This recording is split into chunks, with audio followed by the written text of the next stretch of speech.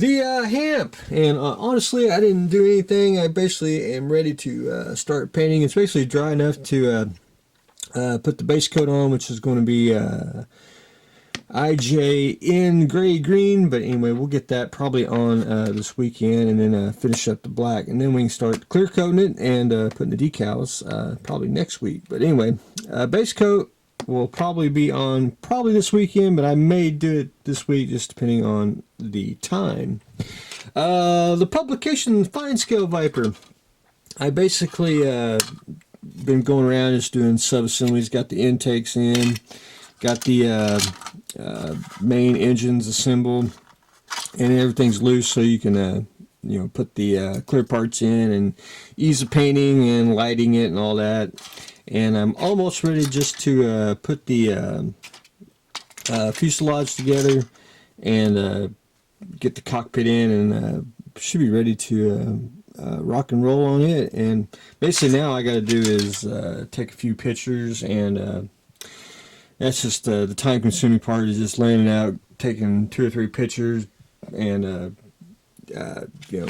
getting the sub-assemblies ready and writing the article, which is about, wish I had a personal secretary could dictate while I build. It'd be just a whole lot easier. But anyway, slowly but surely we are getting that accomplished.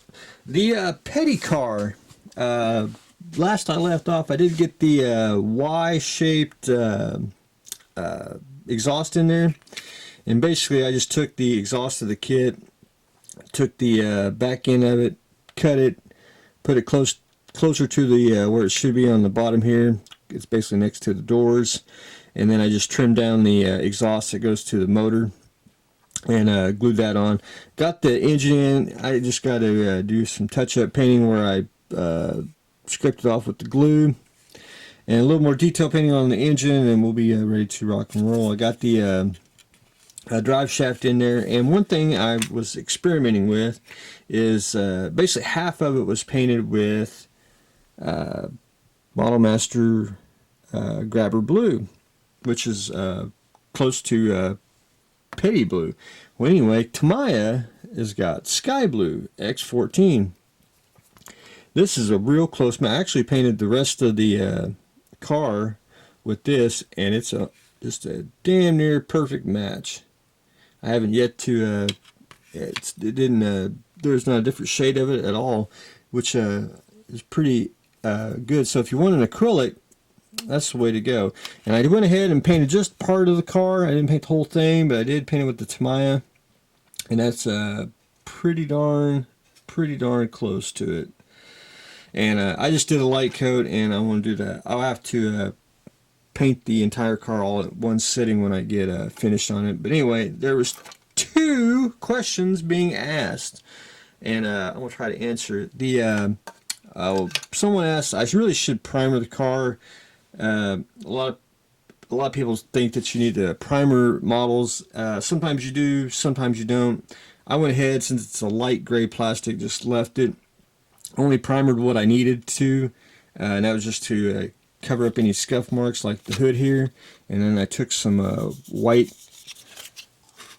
enamel here and sprayed it smooth, and then that'll keep the light gray color in the same shade of blue once you put the Petty Blue on. So that's one way to do it. Sometimes you can put primer on to change the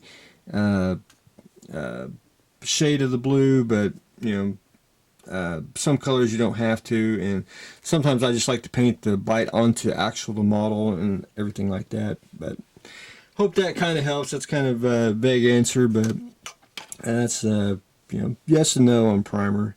The back here, the tail fin, that was a question on why does it look like that. Well, we'll go look at a picture. If you look at some reference material, it shows it just like that. Now I'm gonna try to add the little brace that goes on the back here. That's on the back of the car. I might do it. Just see how it looks. I don't want to go too overboard. I do got to add the bumper brace. And about the only thing I'm not going to add on the car is actually the rivets. It's actually going to be more trouble than it's worth. But that's pretty much it. I got most of the everything on the back here. If you can actually see it. Just got to do a little more sanding on it. But anyway, I wanted to show everyone that on this on the bumper there, it's actually like at a you know, at an angle, so that's not too bad. Very good reference. And then once I get everything on, then I can paint and, you know, get the braces on the windows and all that good stuff. So we'll slowly but surely we will get the petty car up to specs. But anyway, that's the other question I wanted to answer. But anyway, that's pretty much what I've got going on. I just slowly but surely I will get more accomplished, hopefully. The cockpit, the inside's pretty much done. I did put some stiffy on the seat here, and it's all stiffed up, ready to go. I may have to trim just a little bit, but anyway, I'm going to pretty much leave it. And just a little bit of painting, and I'll be ready to put that in the car once I get basically the body painted. But anyway, I'm going to have to, I got a test fit. I didn't think about it when I was putting it together.